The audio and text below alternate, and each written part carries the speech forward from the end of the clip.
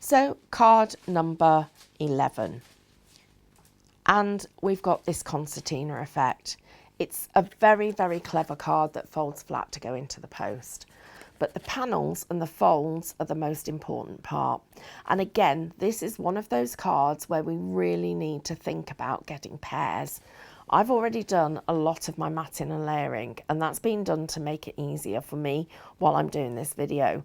But I do want you to think about this when you're cutting your panels, particularly if you are doing this using patterned papers. Perhaps this might be one of those cards where you want to actually make yourself a mock-up first.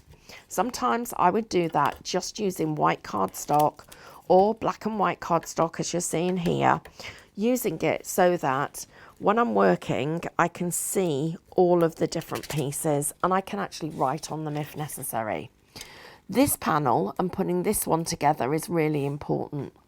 Don't get it too close to this score line. It needs to be so that when we're actually lifting this up and I'm scoring this piece over, I can get a really good tight score line. The next thing that I need to do is I need to get the second one in place. And I would suggest that the best way of doing this is to create yourself mountain and valley folds. So we've created a mountain, a valley and a mountain. They're now in place. The next V's that we've got here can be a little bit harder to do because these now need to fold back on themselves. So crease here like I'm doing, crease here like I'm doing, and let that fold into itself. So you end up with that nice sharp V that you've got there. I'm going to do the same on this side, popping it in, pushing that point in and getting that crease. There's one side and here is the other. And this, you can see here why I'm saying to you this would be a good one for you to just have a little practice with.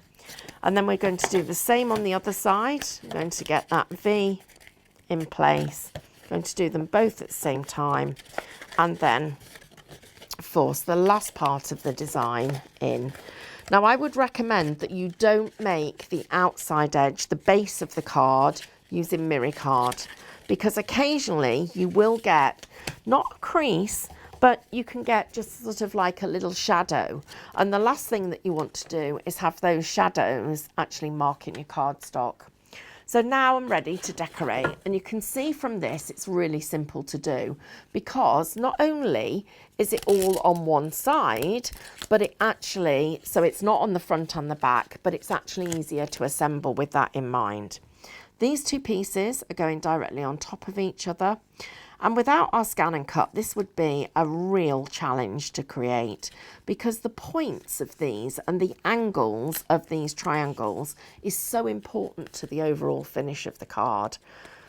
So again, using finger lift tape and lifting that off, we're ready to actually get started. And think about your panels, where they're going to go. So this one is going to sit inside here with a border round the outside edge. So I'm just making sure that I get that in position.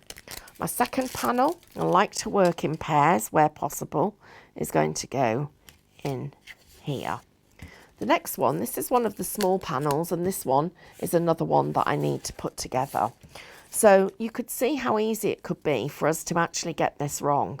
First of all, if I had it like this, these diamonds or triangles are not going to line up. So think about where you put your glue before you put the glue on. I'm pulling all of the panels together, and I make all of mine before I start my assembly. And then I also need to think about where this is going to go. Where is this panel going to fit? Because they all have slightly different shapes. So think about where it's going to go and how it's going to fit. And you saw there me actually looking at the panels and thinking them through. So planning where they actually complete the jigsaw. And you can imagine here not only does this look really, really clever, but it also means that we've got this fabulous result, and it's very geometric. So when I'm looking at how my panels fit together, I take a look at the top ledge, and that's where I would go first to be able to make this work. But although it's only taken me a few minutes to make this card, it could actually take considerably longer if you didn't have all the pieces in the right place. Look at the detail between both of those. They do look stunning. And this also looks fabulous when the card is actually displayed.